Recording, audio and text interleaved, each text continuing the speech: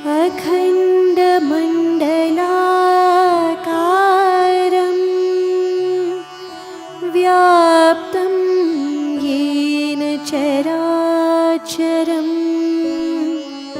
तत्पदं दर्शितं येन तस्मै श्री गुरवे नमः। कृष्ण हरे कृष्ण कृष्ण कृष्ण देवकी नंदन तुमको वंदन रखते सबकी लाज, सबके स्वामी अंतर्यामी पूरन कीजिए काज।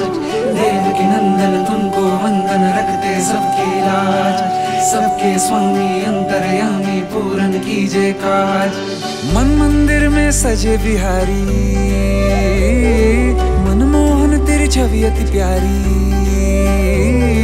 मन मंदिर में सजे बिहारी, मनमोहन तेरी छवि अति प्यारी। बंसी बजैया रास रचैया, तारनहार मेरे तुम ही के भैया। तुमसे बड़ा कहाँ कौन कन्हैया। श्री कृष्ण गोविंद हरे मुरारे, हे नाथ नारायण वासुदेवा। श्री कृष्ण गोविंद हरे मुरारे, हे नाथ नारायण वासुदेवा।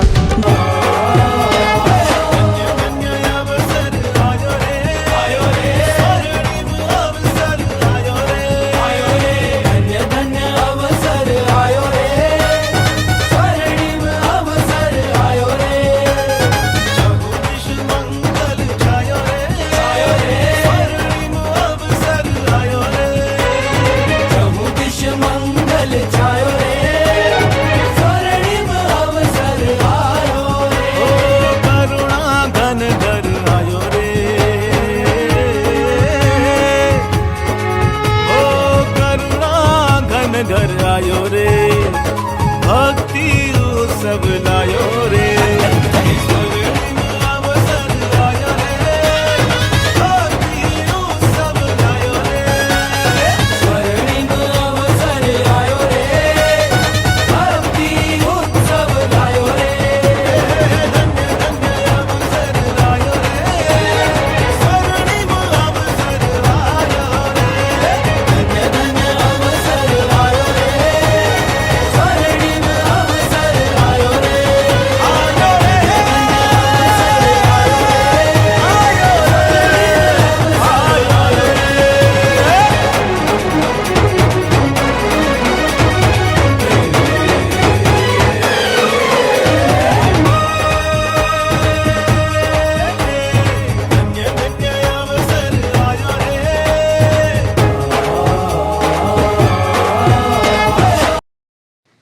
શ્રી લાલજીભાઈ અને શ્રીમતી રસીલાબેનને વિનંતી કરું છું, તેઓ અત્રે પધારશે અને જૂનાગઢથી પધારેલા પૂજ્ય માતાજીનું સ્વાગત કરશે, પુષ્પમાળા અને ભેટ આપી.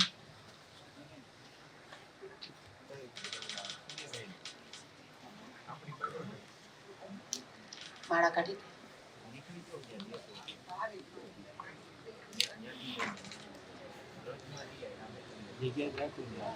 આગળ જવું છે તો નડીશું. હું અહીંયા બરાબર છું. હું અહીંયા બરાબર છું. નહીં, હું તમને નડીશ.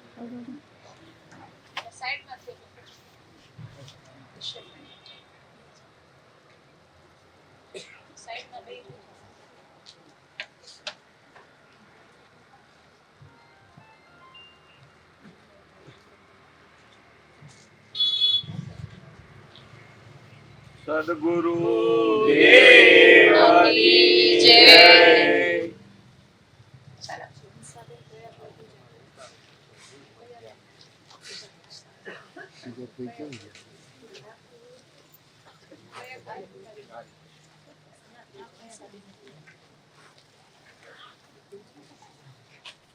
અહીંયા માતાજી આટલું બધું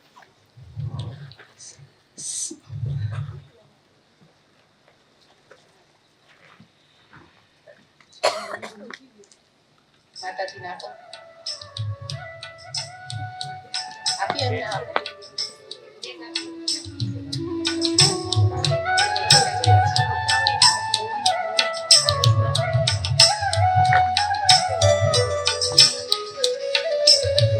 સ્વામી નિજ સ્વરૂપાનંદજીનું સ્વાગત મુખ્ય યજમાન શ્રી તન્મયભાઈ તેમજ શ્રીમતી નીલમબેન કરશે. એમને નમ્રથી વિનંતી કરું છું કે તેઓ અત્રે પધારે.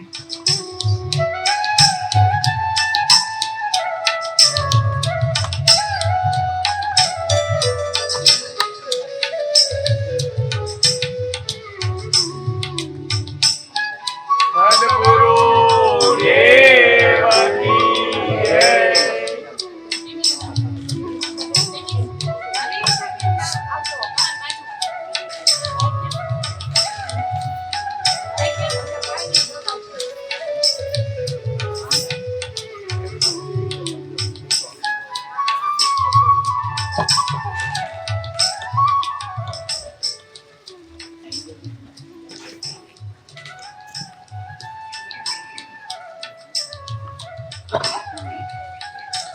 સ્વામી સોમેશાનંદજીનું સ્વાગત મુખ્ય યજમાન શ્રી હંસાબેન, શ્રીમાન પ્રયાગભાઈ તેમજ શ્રીમતી પૂજાબેન કરશે.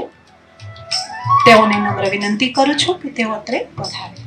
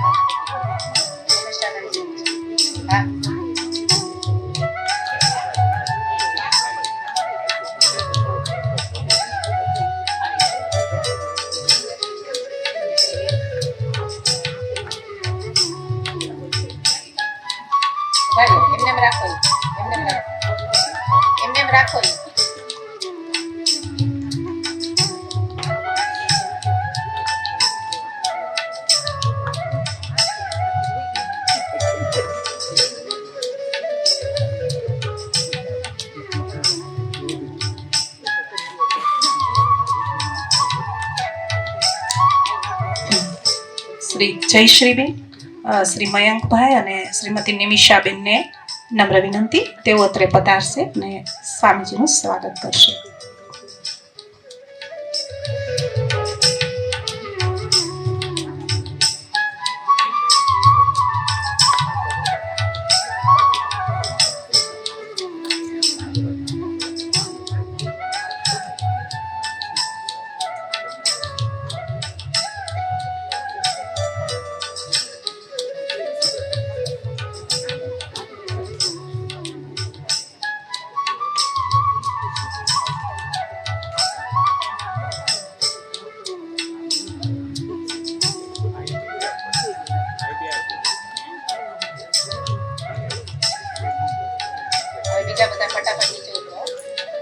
હવે જુનાગઢથી પધારેલા પૂજ્ય માતાજીને નમ્ર વિનંતી કરું છું કે તેઓ આશીર્વચન આપશે. સચ્ચિદાનંદ રૂપાય વિશ્વોત્પત્યાદિ હેતવે તાપત્રય વિનાશાય શ્રી કૃષ્ણાય વયમ નમઃ. હરિમ હૃદય સત્મસ્થમ ગુરુ દેવમ દયાનિધિમ વંદે પ્રણય નમ્રેણ ચેતસા સર્વકામદમ. ઓમ.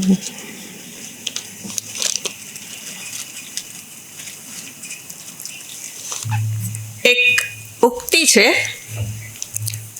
સુખમ મે ભૂયાત દુઃખમ મા ભૂત. પ્રાણી માત્રની એક જ ઈચ્છા છે અને એ ઈચ્છા છે મને સુખની પ્રાપ્તિ થાય. એટલું જ નહીં, દુઃખ જોતું જ નથી. આ પ્રાણી માત્રની ઈચ્છા છે અને એ પ્રાણી માત્રની ઈચ્છા હોવા છતાં સૃષ્ટિમાં જે ચક્ર ચાલે છે એવું છે કે એક આવી એના પછી બીજું આવે છે. સુખ દુઃખ આ ચક્ર છે, ઘટમાળ છે, અને એમાંથી કોઈની બાદ બાકી નહીં. સૃષ્ટિમાં આવ્યા એટલે સુખ દુઃખ બે આવે. આ બેયની પ્રાપ્તિ થાય તો એની અંદર આપણી સ્થિતિ એવી છે કે બેલેન્સ કરવાનું જરા અઘરું છે. સુખ આવે તો એક છેડે બેસી જઈએ, દુઃખ આવે તો ડૂબી જઈએ. આવી પ્રાણી માત્રની સ્થિતિ છે. અત્યારે આપણે વાજતે ગાજતે મસ્તક ઉપર બેસાડીને ભગવાન ભાગવતજીને એટલે કે ભગવાન શ્રી કૃષ્ણને જ લાવ્યા છીએ. વાંગમયી મૂર્તિ તમારા કથાનું જે પેલી પત્રિકા છે એની ઉપર છે. વાણી રૂપી ભગવાનની જ મૂર્તિ પધારેલ છે. ભગવાન વેદવ્યાસજીએ જે સમગ્ર કથાનું નિરૂપણ કરેલું છે એ કથાની અંદર જીવનની દરેક પરિસ્થિતિને ધ્યાનમાં રાખીને નિરૂપણ કરાયેલું છે અને બધાના ઉપાય બતાવેલા છે. એની અંદરથી એક પ્રસંગ લઈને જાજી વાર નહીં કહું, કારણ કે વક્તાને બોલવાનું છે, પણ છતાંય આ ભાગવતજીની જ કથાનો અંતર્ગત જ વિષય છે. 3 અધ્યાયમાં વિદુરજી એમના જીવનની અંદર પણ આવી પરિસ્થિતિનું નિર્માણ થયેલું છે. એ પણ દુઃખથી એટલા બધા આચ્છાદિત થયેલા કે ધૃતરાષ્ટ્રનો મહેલ, પોતાનું ઘર બધું જ છોડી અને નીકળી ગયા. અને એ પરિભ્રમણ કરતાં કરતાં મૈત્રેય ઋષિ પાસે એમના આશ્રમમાં જાય છે. અને ત્યાં એમણે મૈત્રેય ઋષિને પ્રશ્ન કરેલો છે, સુખાય કર્માણી કરોતિ લોકઃ નતે સુખમ વા અન્યત ઉપારમમ વા. આવું 3 અધ્યાયમાં કહેલું છે. શેને માટે પ્રાણી માત્ર પ્રવૃત્તિ કરે છે તો ત્યાં બતાવ્યું છે કે સુખાય કર્માણી કરોતિ, સુખને માટે જે મેં પહેલું વાક્ય કીધું એવી જ વાત છે. વિદુરજીએ આ જ પ્રશ્નને પૂછેલો છે કે સુખને માટે જ પ્રાણી માત્ર પ્રવૃત્તિ કરે છે, પણ જ્યારે એ પોતે દિવસ રાત આમાં લાગેલો રહે, પણ થાય છે શું તો કે પરિશ્રમ પૂરતો કરે પણ છતાંય ન તો એને સુખની પ્રાપ્તિ થાય છે કે ન તો એના દુઃખની નિવૃત્તિ થાય છે. એટલે એનો અર્થ એવો થઈ ગયો કે બે જીવનમાં આવતા જ રહેશે. હવે જો આવી સ્થિતિ હોય તો શું કરવું, આનો ઉપાય મૈત્રેય ઋષિને પૂછેલો છે. અને મૈત્રેય ઋષિ પણ જવાબમાં એવું કહે છે, સેયમ ભગવતો માયા યન્નયેન વિરુદ્ધતે. આ ભગવાનની માયા છે. ભગવાનની જે માયા છે એ માયા એટલે સત્સંગ કરો છો બધાને ખબર છે, વિસ્તાર નહીં કરું, પણ માયાનો અર્થ છે માયા નામની કોઈ વસ્તુ નથી. અને છતાંય એ ભગવાનને જે કાંઈ થયા વિના બધું જ દેખાડવું છે તો એ દેખાડવા માટે માયાનો આશ્રય કરેલો છે. અને એ માયાની સહાયથી શું કરે છે તો કે દુઃખ નથી ત્યાં દુઃખ દેખાડે છે અને વ્યક્તિને જીવનભર દોડતો જ રાખે છે. શું કેવી રીતે થાય છે ખબર નથી, પણ જે માયા છે એટલે માયાને કારણે શું થાય છે તો કે જીવ સ્વયં પરમાનંદ સ્વરૂપ છે, દુઃખ નામની વસ્તુ જ નથી, પણ જીવનમાં દુઃખ જાતું જ નથી. આવું વિપરીત દર્શન છે. આ વિપરીત દર્શન કેવી રીતે થયું છે તો કે ભગવાનની માયાથી. બીજું, જીવ ચૈતન્ય સ્વરૂપ છે, એને મૃત્યુ છે જ નહીં, પણ એવું લાગે છે કે હું તો મરવાનો જ છું, ક્યારે મરવાનો છું નક્કી નથી, એટલે ભાઈ એના ઓથાર નીચે જ જીવીએ. ત્રીજું, પોતે અવિનાશી છે અને ચૈતન્ય સ્વરૂપ છે. તો ચૈતન્ય સ્વરૂપ હોઈને જડ નથી, પણ પોતાને જડને પોતે હું માની લે છે. જડ એટલે જગત નહીં, જડ કહેવાનો અર્થ છે આપણો સંઘાત. એને જ હું આપણે માની લઈ અને આપણો વ્યવહાર કરીએ છીએ. અને પછી જે પરિસ્થિતિ, શરીર મળેલું છે એ તો પોતાના કર્મને અનુસરીને પ્રાપ્ત થયેલું છે. ત્યાં આ પરિસ્થિતિઓ આવતી અને જતી રહેવાની છે. પણ જેના મનમાં હું જીવ છું એને માટે આ બધી જ પરિસ્થિતિઓ આવતી રહેશે. અને એના દુઃખનું નિવારણ બીજી કોઈ રીતે થઈ શકે એમ નથી. મૈત્રેય ઋષિએ એના સંદર્ભમાં જવાબ પણ આપેલો છે 3જા અધ્યાયમાં. અશેષ સંક્લેશ શમમ વિધત્તે ગુણાનુવાદ શ્રવણમ મુરારેહે. મુરારેહે ભગવાન મુરારીના શ્રવણથી શું થાય છે તો કે એના ગુણોનું અનુવાદ કરતાં કરતાં જીવનની અંદરથી દુઃખ ક્યારે જતું રહેશે અને સુખની પ્રાપ્તિ થઈ જાય છે એની ખબર નથી પડતી. એટલે જીવનમાં જો આપણે સુખને પ્રાપ્ત કરવા ઈચ્છતા હોઈએ તો મૈત્રેય ઋષિએ વિદુરજીને આ સંદેશો આપેલો છે અને એના નિમિત્તથી આ સંદેશો આપણા માટે પણ છે કે દુઃખનું નિવારણ ભગવાનના સ્મરણથી જ, એના સિવાય બીજી કોઈ રીતે થવું શક્ય નથી. અને તમે બધા ભાગ્યશાળી છો કે તમારા માટે અહીંયા ભગવાને એવી વ્યવસ્થા કરી કે તમને 7 દિવસ સુધી આ ભગવાનની કથાનો, અને એ પાછા જે કથાનું શ્રવણ કરશો એ કથાકાર નથી, એ વેદાંતના રહસ્યને સમજનાર મહાનુભાવ છે. અને પ્રેમપૂર્વક જે કથા કહેશે એ ભાવની અંદર જો તમે, તો તમારા જીવનની કોઈ સમસ્યા તમને વર્તમાનમાં યાદ નહીં રહે. અને જો વર્તમાનમાં સમસ્યા ન હોય તો પછી પણ નહીં રહે. ક્યારે નહીં રહે? જ્યારે તમે ભગવાનનું સ્મરણ કરશો. એટલે ભગવાનનું સ્મરણ, એની લીલા એટલે શું તો કે સમગ્ર જગત છે એ ભગવાનની જ લીલા છે. આ દર્શન, આ જે દિવસના 7 દિવસો છે ભાગવતજીના કથાના, એની અંદર તમને આ બધો જ સંદેશ પ્રાપ્ત થશે. અને જીવનમાંથી જો દુઃખનું નિવારણ ઈચ્છતા હશો તો માતાજી ખૂબ સુંદર રીતે તમને ભક્તિના રંગમાં રંગશે.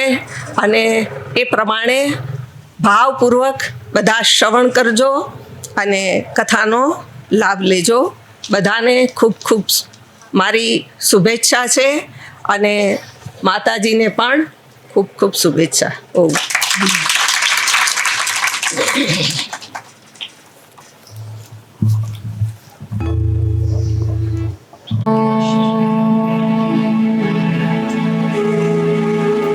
हरिः ॐ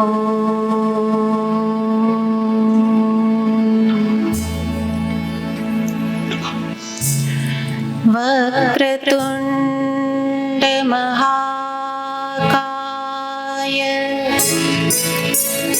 सूर्यकोटि समप्रभ निर्विघ्नं कुरु मे देव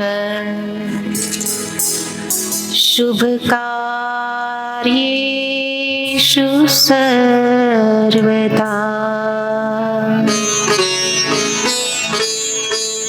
सरस्वती नमस्तुभ्यं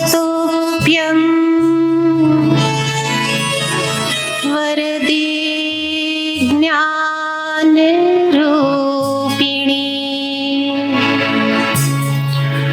विद्यारम्भं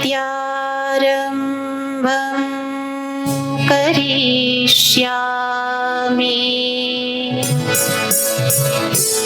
सिद्धिर्भवतु मे सदा.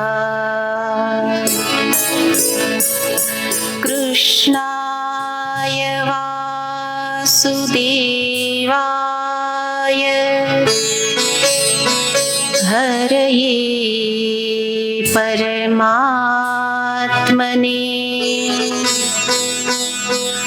प्रणतः क्लेशनाशाय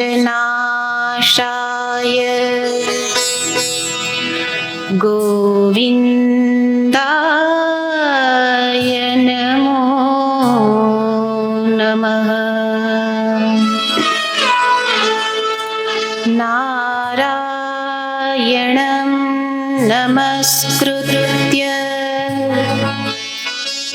नरं चैव नरोत्तमं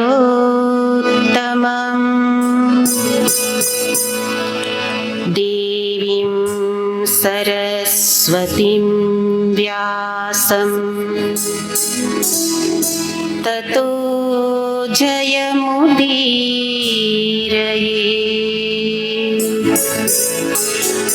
सच्चिदानन्दरूपाय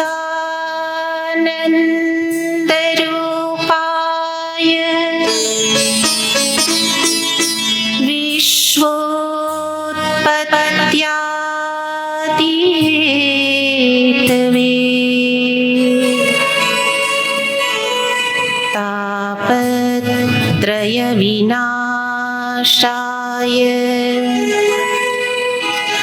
श्रीकृष्णाय वयं नुमः।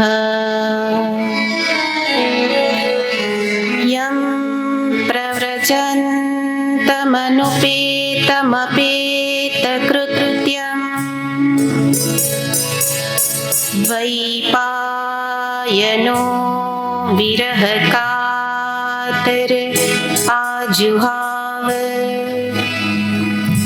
पुत्रेति तन्मयतया तरवोऽभिनेदुः तं सर्वभूतहृदयं मुनिमानतोऽस्मि।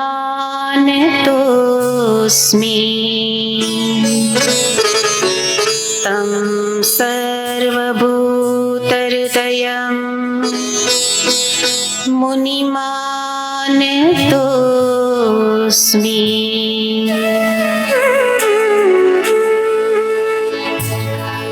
जय जय गोविन्द जय हरि गोविन्द।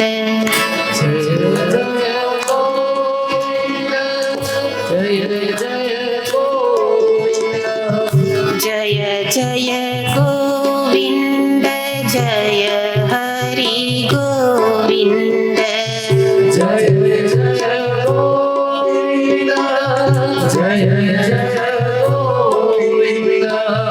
जय जय गोविन्द जय हरि गोविन्द।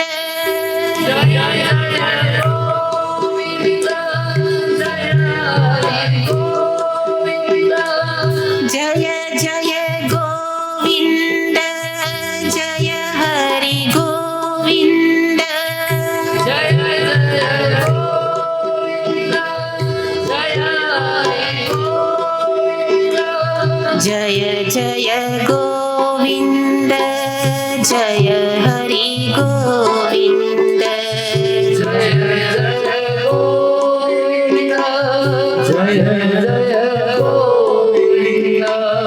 जय जय गोविन्द जय हरि गोविन्द।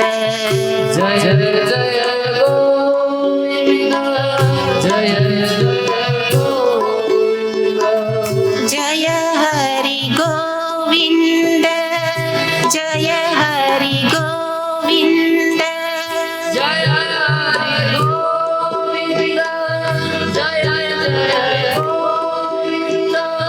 जय जय गोविन्द जय हरि गोविन्द।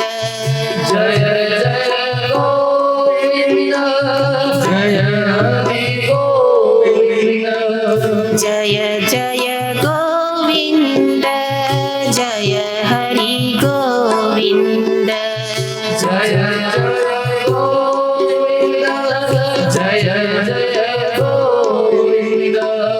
जय हरि गोविन्द जय जय गोविन्द।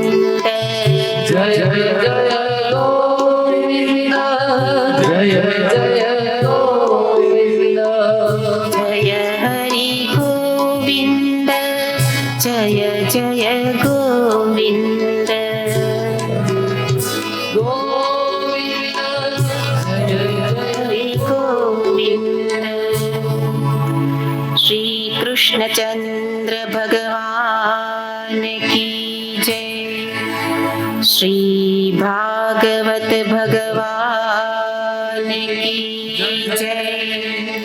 श्री वेद व्यास भगवान की जय।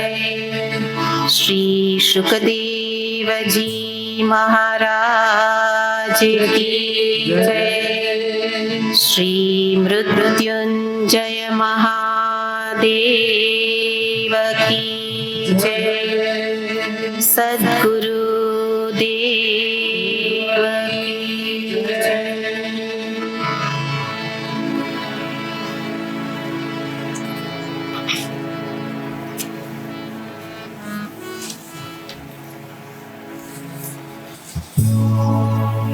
શ્રીમદ ભાગવત ભગવાન કે જે સાક્ષાત નારાયણનું જ વાંગમય સ્વરૂપ છે,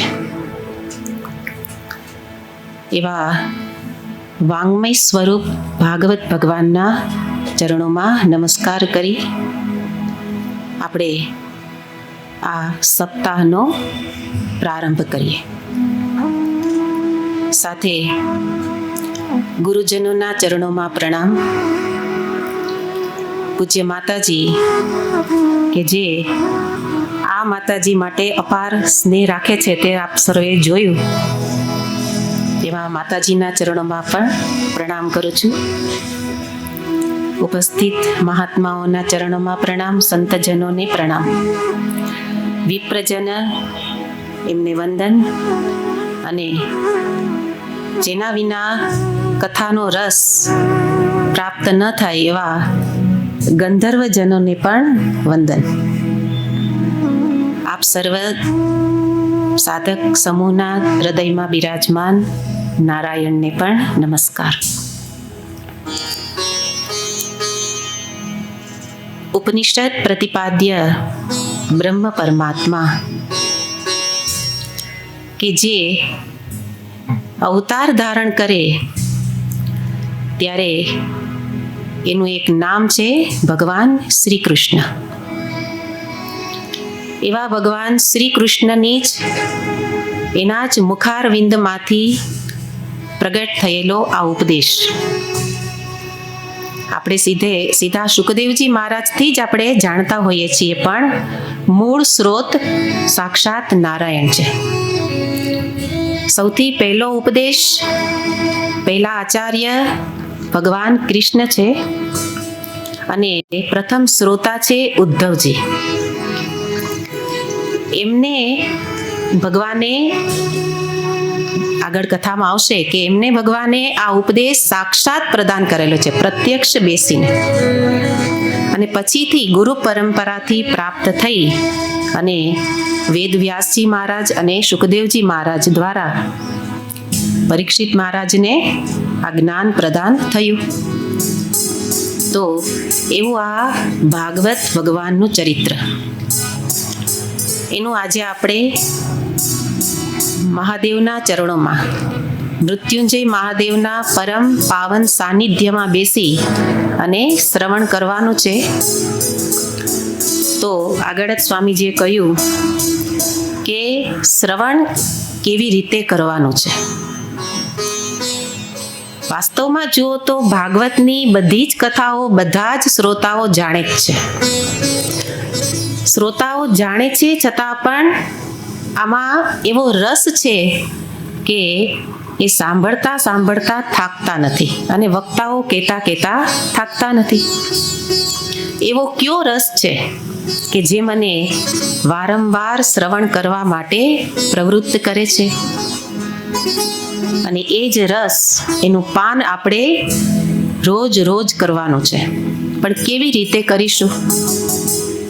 પ્રારંભમાં ભાગવત ભગવાન ભાગવત ગ્રંથમાં પણ એ નિરૂપણ છે, કારણ કે શ્રવણ તો બધા ઘણા સમયથી કરતા હોય છે, પણ ભગવાન ઈચ્છે છે એવું જીવન બનતું નથી. એટલે કથા જાણીતી છે, પણ એ કથા આપણે જાણવા નથી આવ્યા. આપણે એનું સ્મરણ કરવા આવ્યા છે. ભૂલી જઈએ છીએ એનું માત્ર સ્મરણ કરવાનું છે અને એને ધારણ કરવાનું છે. એટલે એવી રીતે આપણે કથાનું રસપાન કરીશું કે કાન દ્વારા હૃદયમાં પ્રવેશે અને હૃદયમાં જ રહે એવું જીવન બની જાય. એવા ભક્ત બનીએ કે જેનું નામ શ્રીમદ ભાગવતમાં વર્ણવવામાં આવે છે. એટલે મુખ્ય રૂપમાં આગળ ભાગવતનો અર્થ જોઈશું, પણ મુખ્ય રૂપે વધારે કથાઓ ભક્તોની છે. અને ભક્ત પણ આપણા જેવા જ એક સામાન્ય માણસ હતા, પણ આ કથા રસથી એવા એમનું જીવન કૃતકૃત્ય બનાવ્યું કે એ મહાન ભક્તની કોટીમાં આવી ગયા. તો એવી રીતે આપણે કથાનું રસપાન કરવાનું છે. એટલે કેટલાક નિયમો લઈને બેસવાનું. એમાં શરીરના સ્તરે, વાણીના સ્તરે અને મનના સ્તરે. શરીરથી એક આસન પર બેસીશું.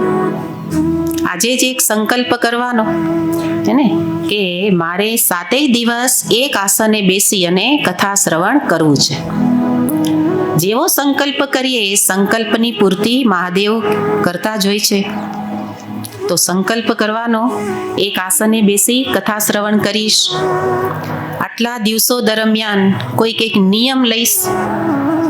આહાર વિહારમાં પણ નિયમ લેવાનો કે ભોજન બધું જ અહીંયા 3 ટાઈમ, અહીંયા બપોરે બધાને પ્રસાદ છે જ, તો પ્રસાદ બધાએ લેવાનો, પણ સ્વૈચ્છિક નિયમ હોય કે એમાંથી હું કેટલું લઈશ. વાસ્તવમાં જુઓ તો એવા નિયમો તો આપણે પાડીએ જ છીએ, પણ વિશેષ મહત્વ છે વાણી અને મનના સ્તરે નિયમ. વાણીથી આ 7 દિવસ દરમિયાન હું કોઈને પણ કટુ વચન નહીં કહું, કોઈ પર ક્રોધ નહીં કરું, કોઈનો પણ દ્વેષ નહીં કરું. માત્ર 7 દિવસ વાણીનો નિયમ લેવાનો.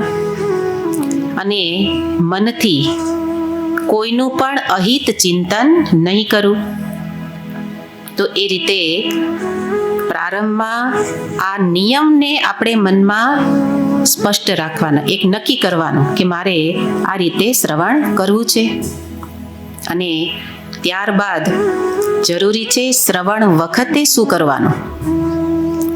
શ્રવણ વખતે સમય પહેલા 5 મિનિટે પહોંચી જવું. આ બધા નિયમ જ છે ને. અને એ જ શ્રવણ તમને જીવનમાં કામ કરશે. સાથે બીજાને પણ ખલેલ ન પહોંચે એનું ધ્યાન રાખવાનું. વધારેમાં વધારે ખલેલ મોબાઈલથી જ છે, તો આપણે એનો ઉપયોગ આટલો સમય નહીં કરીએ, એ પણ એક નિયમ છે. અને એ રીતે આવા કેટલાક નિયમો પ્રારંભમાં બતાવવામાં એટલે આવે કે જેથી કરીને આપણે જે સમય 6 કલાક બેસવું એ કંઈ સામાન્ય એ વસ્તુ નથી, એક તપ છે. પણ તપ કરવા છતાં પણ જીવનમાં લાભ એટલે નથી થતો કે કોઈ નિયમ વિના શ્રવણ કરીએ છીએ. એટલે નિયમ લઈ અને શ્રવણ કરીશું. અને એ રીતે હવે ભાગવતજીમાં આપણે પ્રવેશ કરીએ. તો પ્રવેશના પ્રારંભમાં એવી પરંપરા છે મહાત્મ્ય કથનની. મહાત્મ્ય બતાવવામાં આવતું હોય. ભાગવતજીની અંદર 2 મહાત્મ્ય બતાવેલા છે, એક ઉત્તર અને બીજું પૂર્વ. પૂર્વ મહાત્મ્યથી જ પ્રારંભ થતો હોય અને ઉત્તર મહાત્મ્ય અંતે બતાવવામાં આવતું હોય. પણ ઉત્તર મહાત્મ્યમાં પણ કેટલીક એવી વાતો છે કે જે પૂર્વે કહેવી જરૂરી છે. હમણાં જ કહ્યું નિયમ બાબત, તો એના માટે ઉત્તર મહાત્મ્યની અંદર 3 શ્લોકોની અંદર, એટલે એક શ્લોકમાં જ 4 પ્રકારે બતાવેલું છે કે કેવી રીતે શ્રવણ થવું જોઈએ. તો એક બતાવે છે તામસ શ્રવણ, એક છે રાજસ, ત્રીજું છે સાત્વિક અને ચોથું છે નિર્ગુણ. તો કથાનું પાન કેવી રીતે કરવું એના માટે આ અંતરના ભાવ છે. તામસ કથા શ્રવણ કોને કહેવાય? તો ત્યાં શ્લોકની અંદર જ બતાવ્યું છે કે તામસ કથા શ્રવણ એ છે કે થોડી વાર સાંભળવું અને થોડી વાર એકવાર સાંભળે બીજી વાર છોડી દે. ઘરમાં પણ ભાગવતજી આપણે વાંચતા હોઈએ તો શું કરીએ, શરૂ કરીએ અને એક સ્કંદ વાંચ્યો અને બીજો સ્કંદ 6 મહિના પછી વરસ પછી અને ધીરે ધીરે અધૂરું.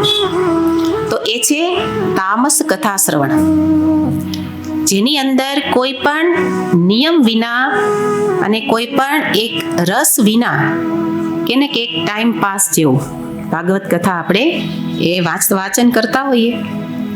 અહીંયા કે છે, આ બતાવીને એવું કેવું છે કે એવી રીતે કરવાનું નથી.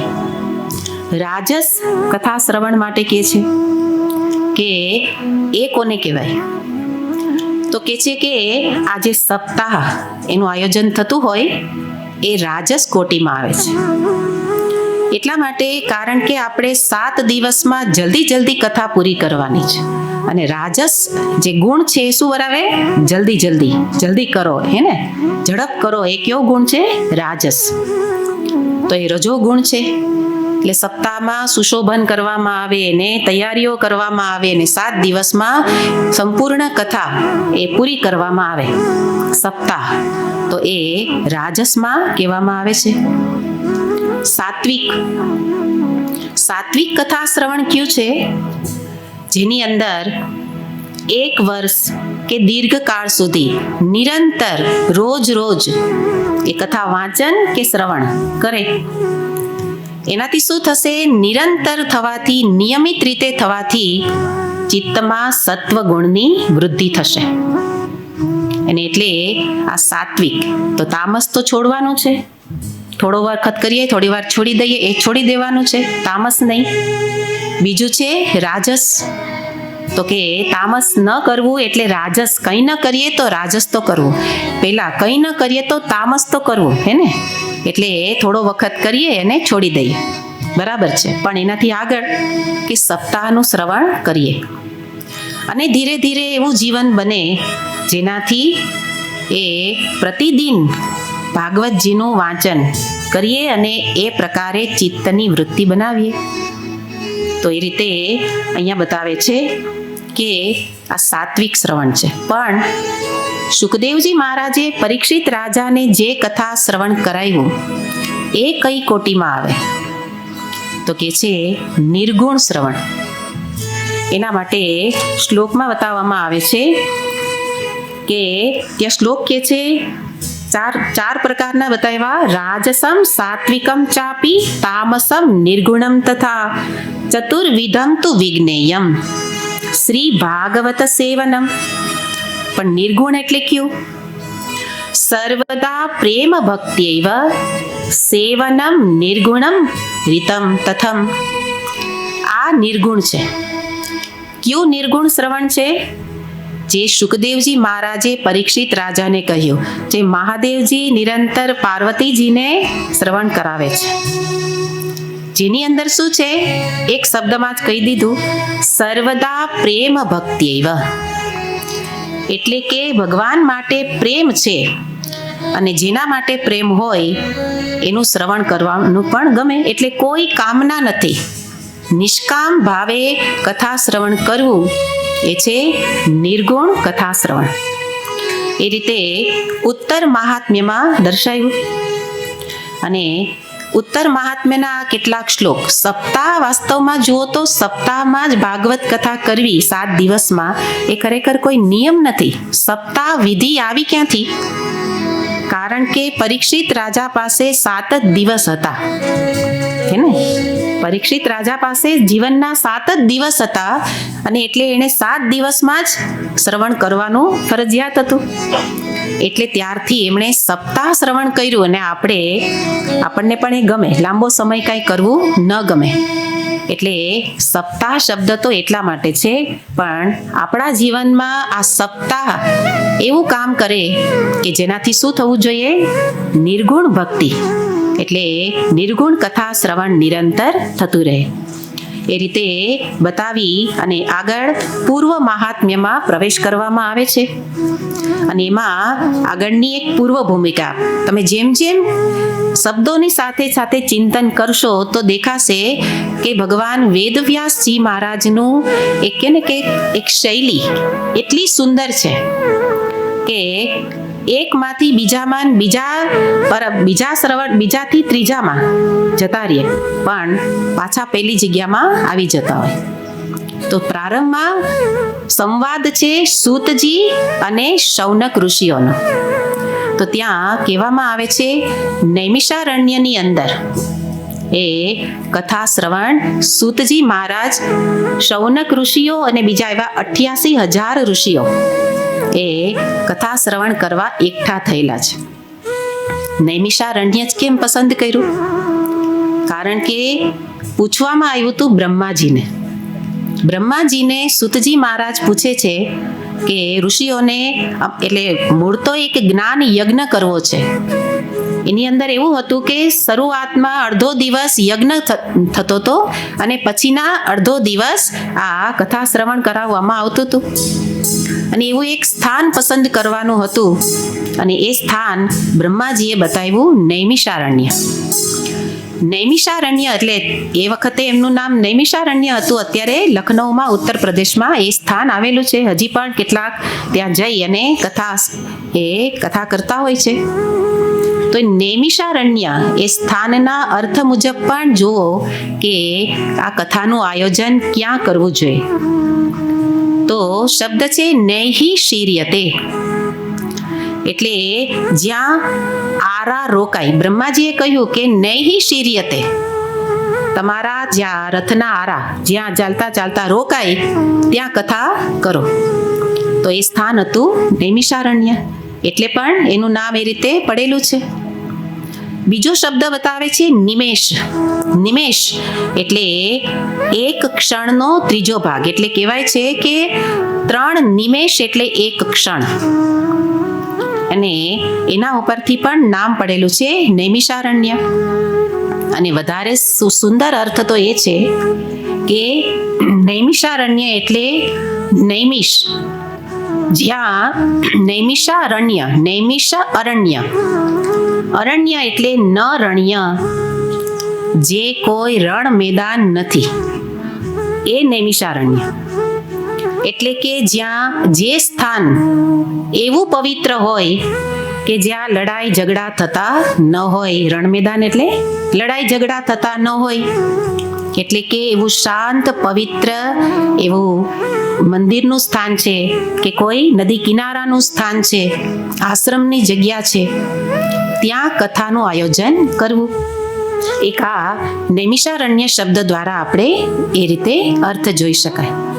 તો ત્યાં સૂતજી મહારાજ એમણે એવું સ્થાન પસંદ કર્યું કે જ્યાં એવું સ્થાન કે જ્યાં આપણું મન સહજ રીતે જ શાંત થઈ જાય. તમે આશ્રમમાં પ્રવેશ કરો તો બધાનો અનુભવ છે કે આપણું મન સહજ રીતે શાંત થાય છે. તો એ સ્થાન આપણા માટે ઉત્તમ. અને એવી રીતે કથાનું આયોજન કરવામાં આવેલું છે. અને સૂતજી મહારાજ શૌનક ઋષિઓને પ્રારંભમાં એ કથા શ્રવણનો પ્રારંભ કરે છે, પૂર્વે મંગલાચરણ કરે છે. સચ્ચિદાનંદ રૂપાય વિશ્વોત્પત્યાદિ હેતવે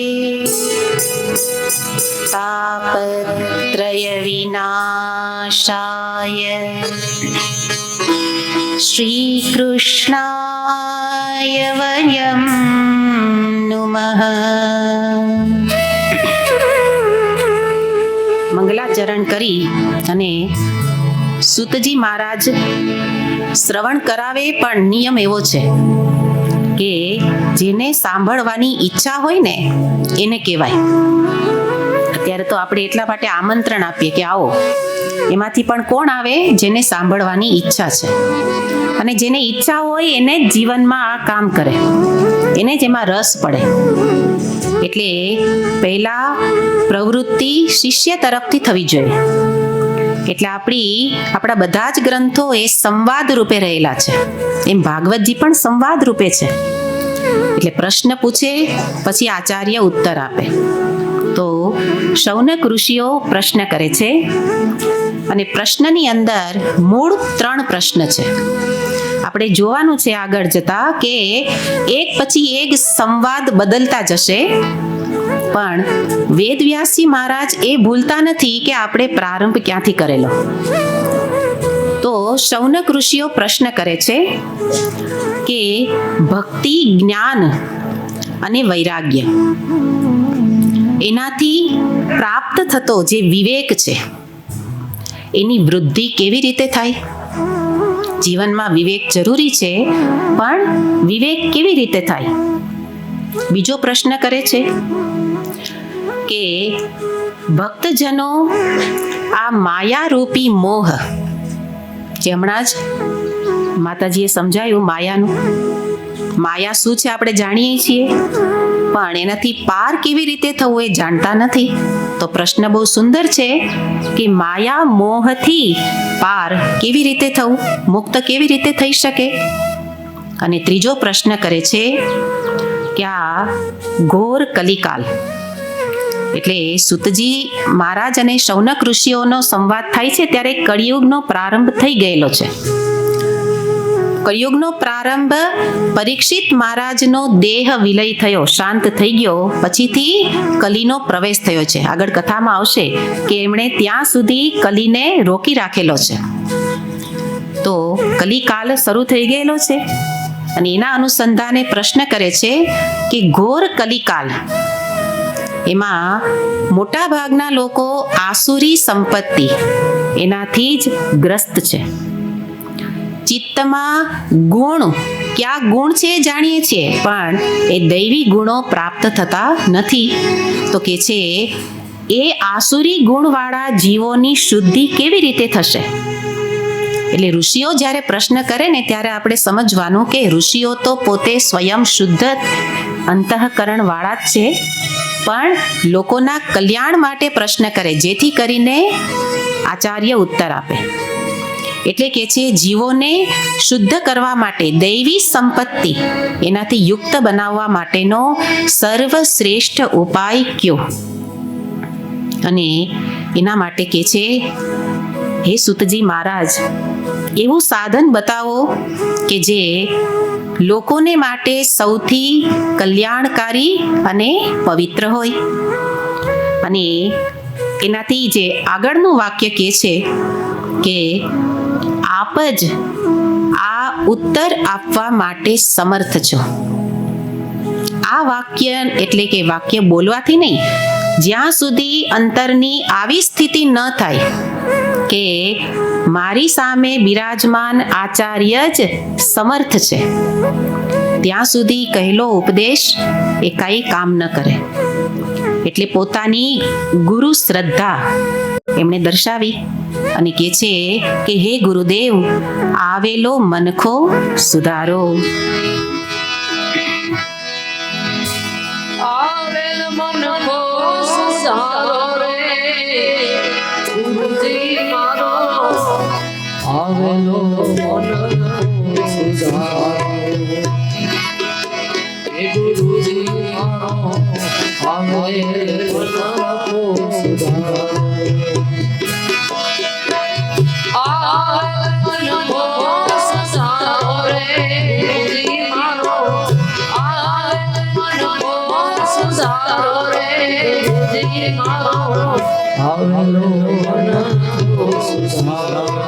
ગુરુજી મારો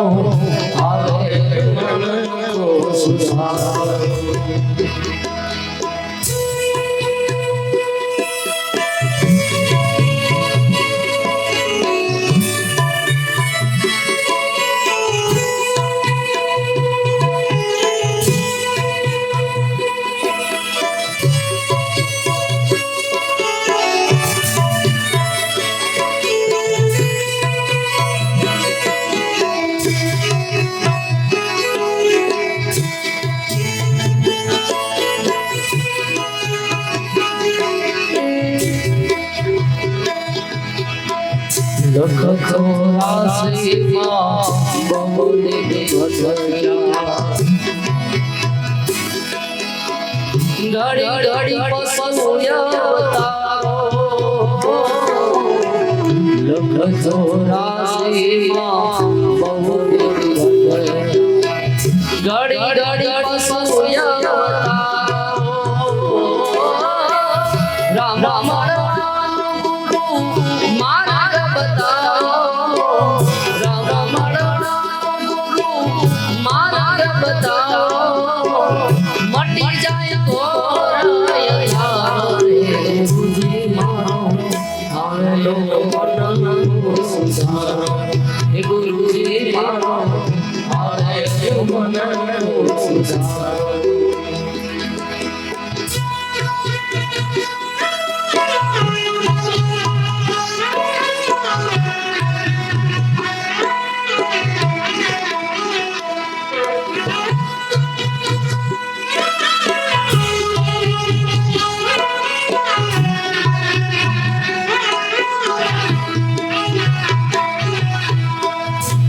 ગુરુજી મારો ગુરુજી મારા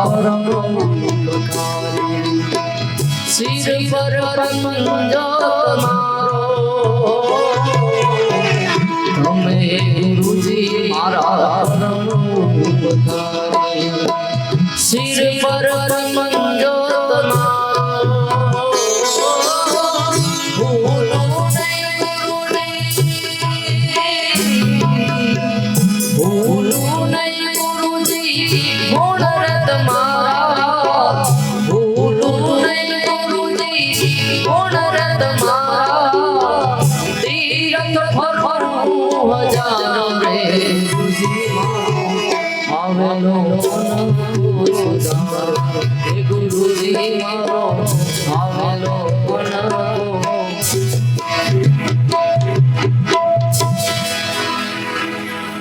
તો સૂતજી મહારાજ શૌનક ઋષિઓને કહે છે, એ તસ્માત અપરમ કિંચિત મનઃશુદ્ધ્યૈ ન વિદ્યતે જન્માંતરે ભવેત પુણ્યમ તદા ભાગવતમ લભેત.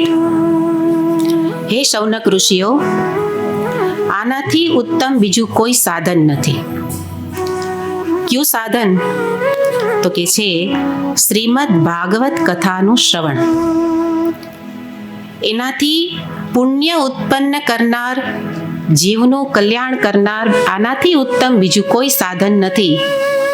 એટલે તમારે એ કથાનું શ્રવણ કરવું જોઈએ. અને એના માટે શુકદેવજી મહારાજ પરીક્ષિત રાજાને જે કથા કહે છે એ જ હું આપ તમને સંભળાવીશ. એટલે જુઓ કે એક સંવાદમાંથી ધીરેથી બીજા સંવાદમાં લઈ જાય છે. એનું કારણ છે કે કોઈ પણ આચાર્ય કે ગુરુ એ એવું ક્યારેય ન કહે કે આ હું તને કહું છું.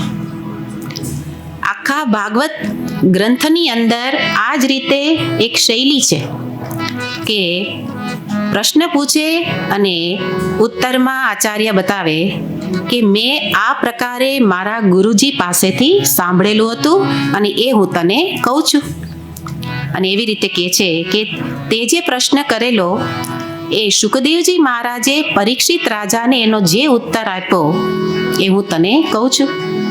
તો હવે સૂતજી અને શૌનક ઋષિઓના સંવાદમાંથી શુકદેવજી મહારાજ અને પરીક્ષિત રાજાનો સંવાદ શરૂ થયો. અને એની અંદર કહે છે કે અનશન વ્રત ઉપર બેઠેલા પરીક્ષિત રાજા, એની વિસ્તારથી કથા આગળ આવશે. તો ગંગા કિનારે અનશન વ્રત ધારણ કરી અને 7 જ દિવસ છે જીવનના, એટલે બેઠા છે. અને શુકદેવજી મહારાજ પધાર્યા અને એમને શ્રવણ કરાવે છે. ત્યારે કહેવાય છે કે એ કથા શ્રવણનો પ્રારંભ થવાનો હતો ત્યારે દેવતાઓ પણ અમૃત કળશ લઈને આવ્યા. અને અમૃત કળશ લઈને કહે છે કે અમે તમને મહારાજ આ અમૃત કળશ આપી દઈએ પણ અમને શ્રવણ કરાવો. તો શુકદેવજી મહારાજ કહે કે ભાઈ આ કઈ સોદો નથી હો, હે ને, કે એક આપો એની સામે બીજું આપો. એટલે મને અમૃતનો કળશ આપો અને હું તમને શ્રવણ કરાવું, એટલે તમે મને ફી આપો અને હું તમને ભણાવું, એના જેવું થયું ને. એટલે આપણી પરંપરામાં ફી શબ્દ આવતો જ નથી. દક્ષિણા શબ્દ છે, પણ ફી આપો ને ભણાવું તો આપણા સંવાદ એટલે ગ્રંથોની અંદર એવું નિરૂપણ નથી. એટલે કે છે અમૃત કળશ પાછો લઈ જા, અને એકદમ જ ચીડાઈ ગયા સુખદેવજી મહારાજ કે ભાગવત કથા શ્રવણને તમારા આ એક અમૃત કળશ સાથે સરખાવ્યો છો કે છે ક્વ સુધા ક્વ કથા લોકે ક્વ કાચઃ ક્વ મણિર્મહાન બ્રહ્મરાતો વિચાર્યૈવ તદા દેવાન જહાસઃ કે છે તમારા અમૃત કળશ પાસે તમારો અમૃત કળશ ક્યાં અને આ કથા ક્યાં? આ કથા પિયુષ છે, એટલે કે આ કથા અમૃત છે એ તમારા આ સ્વર્ગના અમૃતની એને કોઈ રીતે ગણી ન શકાય. અને એટલે કે છે અભક્તાન તાંશ્ચ વિજ્ઞાય ન દદૌ ન કથામૃતમ, ક્યારેય પણ અભક્તને કથા અમૃત પાવું નહીં. અને તમે દેવતાઓ અભક્ત છો. કેમ અભક્ત છો? ભક્તિપૂર્વક શ્રવણ કરવા નથી આવેલા, પણ સોદો કરવા આવ્યા છો. એટલે દેવતાઓ માટે પણ હવે કહેવાનો અર્થ એ છે કે શ્રીમદ ભાગવતી વાર્તા સુરાણામપી દુર્લભમ. આપણે જે શ્રવણ કરીએ છીએ એ સામાન્ય વસ્તુ નથી. એટલે પહેલા મહાત્મ્ય એટલે બતાવે કે આપણને શ્રવણનું મહત્વ સમજાય, કે જે દેવતાઓને માટે પણ દુર્લભ છે એવું મહાત્મ્ય આ કથા શ્રવણનું છે. અને એટલે કે છે કે તમને કથા શ્રવણ નહીં કરાવું, અને દેવતાઓ પાછા સીધા આવી ગયા. અને પછીથી મહારાજ સુખદેવજી મહારાજ કથાનો એટલે પ્રારંભ કરે છે મહાત્મ્યની અંદર જ. અને એમાં મૂળ મહાત્મ્ય તો પદ્મ પુરાણના 6 અધ્યાય એ પ્રારંભમાં બતાવે છે, અને મહાત્મ્ય કથન જ ચાલે છે. આ બધી કથાઓ પણ એ ભાગવત કથાના મહાત્મ્યનું જ નિરૂપણ કરે છે. અને એની અંદર ફરી એક કથા બતાવે છે, અને એ કથા છે નારદ મુનિ અને સનત કુમારોની. અને કથા કહે છે કોણ? સુખદેવજી મહારાજ પરીક્ષિત રાજાને. અને સુખદેવજી મહારાજની કથા કહે છે કોણ? સૂતજી મહારાજ શૌનક ઋષિને. ને વેદવ્યાસજી મહારાજ ઉપર આપણને એટલો બધો આદર થાય કે કઈ રીતે આપણને આગળ લઈ જાય છે. તો કે છે કે સુખદેવજી મહારાજે આવી રીતે દેવતાઓને ના પાડી અને જતા રહ્યા. અને પછીથી એમણે પરીક્ષિત રાજાને આ મહાત્મ્ય એને માટેની કથા સંભળાવી. અને મહાત્મ્યમાં એ કથા આવે છે કે નારદ મુનિ એ બદ્રીનાથ જતા હતા, અને ત્યાં સનત કુમારો એમને સામે મળે છે. સનત કુમારોના તો મોટા ભાઈ છે નારદજી, હે ને. એટલે પણ નારદજી સામેથી આવે છે, પણ આજે નારદજીની વીણા પણ વાગતી નથી, અને નારદજીનું મુખ પણ એ એક જાણે ઉતરી ગયેલું મુખ છે. એટલે સનકાદી ઋષિઓ 4 ઋષિઓ છે, અને કહે છે કે હંમેશા એ બાલક અવસ્થામાં જ છે એવું લાગે. ખરેખર ઉંમર સાથે એને બતાવવામાં નથી આવતું, પણ એમનું બ્રહ્મચર્યનું જે તેજ છે એ એમનો સ્વરૂપને બતાવે કે હંમેશા બાળ સહજ એમની વૃત્તિ રહેલી છે. અને એ રીતે એ સનકાદી ઋષિઓ નારદ મુનિને સામે આવતા જોયા. પણ કહે છે સનકાદી ઋષિઓ નારદને કહે છે કે કથમ બ્રહ્મન દીન મુખમ, આજે હે બ્રહ્મન આ તમારું મુખ કેમ ઉતરી ગયેલું છે? રોજ તો નારાયણ નારાયણની વીણા વગાડતા આવો છો, પણ આજે તો કે છે ઈદાનીમ શૂન્ય ચેતસી, તમારું તો ચિત્ત જાણે કે શૂન્ય ચિત્ત લાગે છે. અને તવૈદમ મુક્ત સંગહ, તમે તો ખરેખર મુક્ત વિચરણ કરનારા છો, પણ આજે વદ કારણમ, કારણ કયો કે તમારું મુખ પડી કેમ ગયેલું છે?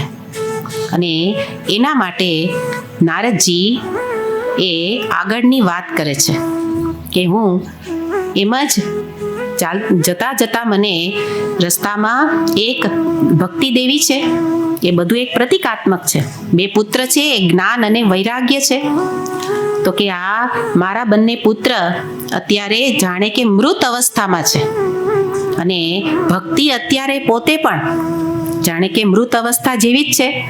અને અત્યારે આ આખું વાતાવરણ એ વખતનું બતાવે છે, જે અત્યારે જોવા મળે જ છે કે ભક્તિ તો થોડી ઘણી હજી પણ છે, પણ જ્ઞાન અને વૈરાગ્ય એટલે તો ઉપનિષદની એ સ્વાધ્યાય કરતા કરતા એમ થયું કે ચાલો હવે ભાગવત કથા કરીએ, જેથી ભક્તિ માં છે તો એના 2 પુત્ર જીવંત થાય, જ્ઞાન અને વૈરાગ્ય. તો ઉપનિષદ વિદ્યા એનો કંઈક આગળ પરંપરા ચાલે. તો કે છે કે ભક્તિ દેવી આવી રીતે સજીવન થોડા ઘણા થાય છે. અને પછી કે છે કે કેવી રીતે આ બંને મૃત છે, તો કે છે આ બંને મારા પુત્ર છે, અને બંને પુત્ર અમે ત્રણે હંમેશા સાથે જોઈએ છીએ. ત્રયાણામ સહચારિત્વાત, અમે ક્યારે એકલા જતા નથી. એના ઉપરથી પણ એક બોધ છે કે ક્યારેય ભક્તિ જીવનમાં કોઈ કહે ને કે અમે તો ભાઈ ભક્તિ સંપ્રદાય વાળા, અમે જ્ઞાન માર્ગી, પણ ખરેખર ભાગવતજી બતાવે છે અને શ્લોકમાં કે છે ત્રયાણામ સહચારિત્વાત. ભક્તિ કે છે અમે હંમેશા સાથે ને સાથે જ ચાલીએ છીએ, પણ આજે બંને પુત્ર મૃત અવસ્થામાં છે અને એટલે એને સજીવન કરવા છે. તો કે ઉપાય બતાવો. તો ભક્તિ માતા તો સંતની હાજરીથી જ પરિપ્લુત થઈ ગયા, પણ હવે બંને પુત્રને માટે શું કરવું? તો ઉપાય ઘણા કર્યા નારદજીએ. પહેલા એમણે પોતાનાથી થતા હતા એવા ઉપાય કર્યા, અને કે છે કે વેદ વેદાંત ઘોષેશ્ચ ગીતા પાઠેર મુહુ મુહુ. એમણે પેલા ગીતાના પાઠ કર્યા બંને પુત્રને જીવંત કરવા. પછી વેદના ઘોષ, વેદ મંત્રનો ઉચ્ચારણ કર્યું, અને એવી રીતે કોઈ પણ રીતે બંને પુત્રને સજીવન કરવાનો પ્રયત્ન કર્યો. પણ કે છે કોઈ રીતે બંને પુત્ર સજીવન થતા નથી. ત્યારે નારદજીનું મુખ એ પડી ગયું. જે આગળ સનકાદી ઋષિઓ પૂછે છે તો કારણ બતાવ્યું કે આ કારણથી કે હું આટલા વખતથી ભગવાન નારાયણનું સ્મરણ કરું છું, પણ મારામાં એવું સામર્થ્ય હજી નથી આવ્યું કે હું જ્ઞાન અને વૈરાગ્યને જીવંત કરી શકું. અને એટલે કે છે કે એટલે હું હારી ગયેલો છું.